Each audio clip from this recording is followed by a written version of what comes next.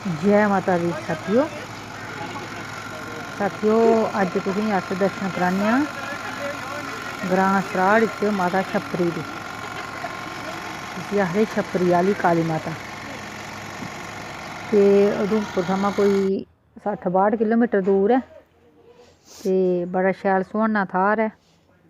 तुस अपनी गड्डी राहें बी जाई सकदे, ते अगर तुसें बस्सै पर जाना होऐ ते तुस लाटी आह्ली बस्सा उधमपुर अड्डे परा 7:15 बजे निकलदी पैह्ली बस, ते ओह्दे उप्पर जाई सकदे।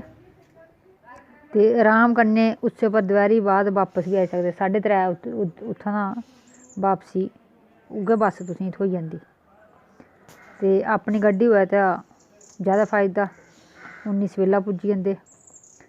ते एह् ऐ चीड़ें देयारें दे जाड़ें च बश्कार माता रानी ने डेरा लाए दा, ते बड़ा गै शैल सुहाना थाह्र ऐ।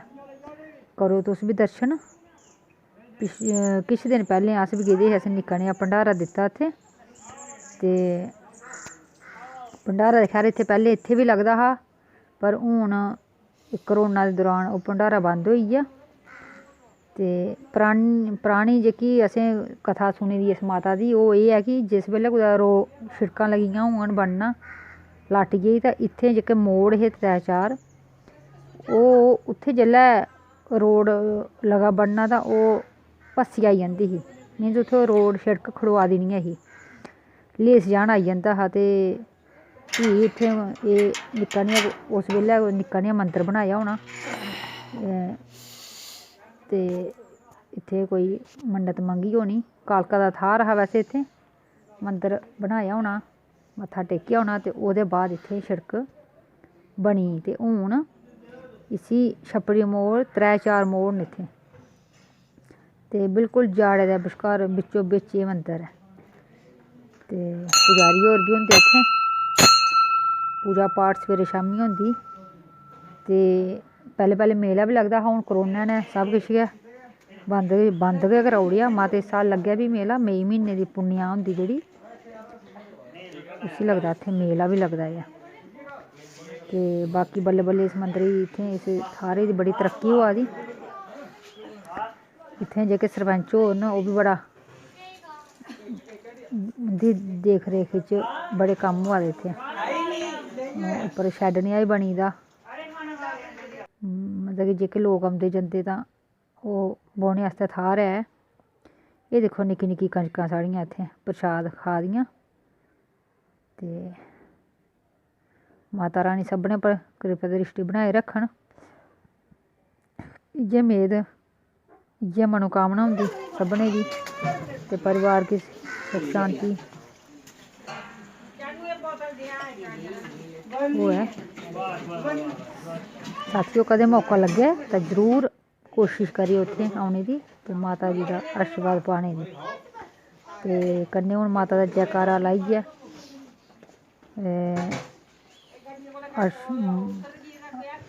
चैनल गी लाइक ते सब्सक्राइब बी करो, शेयर बी करी सकदे तुस। ते एह् अस जिस दिन गेदे हे उस दिन थोह्ड़ी बर्फ बी ऐ ही, ते साढ़े बच्चे बड़े खुश होए सी थोह्ड़ी बहुत बर्फ दिक्खियै गै। ते अग्गें पिच्छें नज़ारा बड़ा गै शैल ऐ, गर्मियें आस्तै ते थाह्र बड़ा गै शैल। गर्मियें च बी इत्थें जून म्हीनै बी जाओ ते इत्थें तां बी थोह्ड़ी ठंड लग्गन लगी पौंदी। अस ते खैर गेदे गै जनवरी च हे, जनवरी च बी सोचो केह् हाल होएआ होग।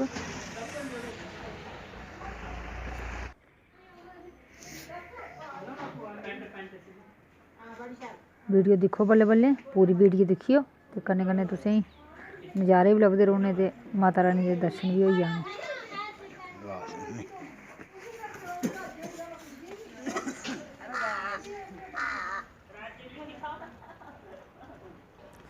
ग्रां सराड़, जिसी कुसै गी नेईं स्हेई सराड़ ग्रां, ते सुद्धी मानतलाई सभनें गी स्हेई होना सुद्धमहादेव। मानतलाई थमां 8 किलोमीटर दूर ऐ एह् ग्रांऽ, ते बिच्च शिड़कै दा मंदर ऐ। कोई नेईं पैदल चलने दी बी जरूरत नेईं, बिच्च शिड़कै दा कोई होनियां 20-25 पौड़ियां उप्पर माता दे मंदरै गी। ते भजन कीर्तन इत्थें चलदे गै रौंह्दे।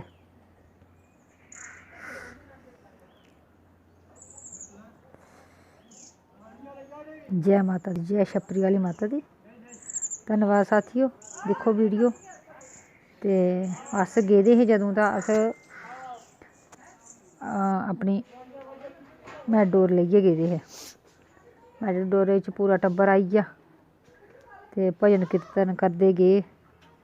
ते राम कन्नै दर्शन बी कीते। उत्थें जाइयै रुट्टी शुट्टी बनाई खाद्धी, कंजकां पूजियां, भोग लोआया माता रानी गी ते आशीर्वाद लैता।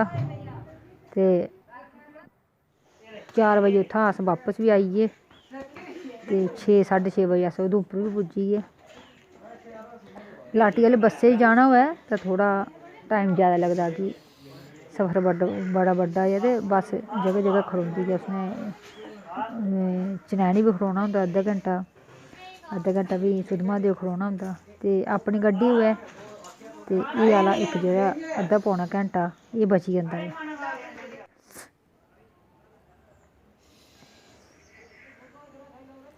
ते कदें तुसेंगी मौका लग्गे साथियो ते जरूर जाएओ दर्शन करने गी।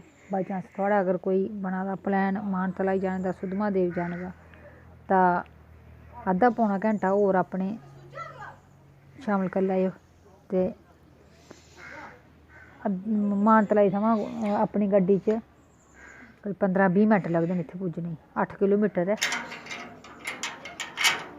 ते माता रानी दा आशीर्वाद लेइयै आएओ। माता रानी सभनें दियां मनोकामनां पूर्णियां करन।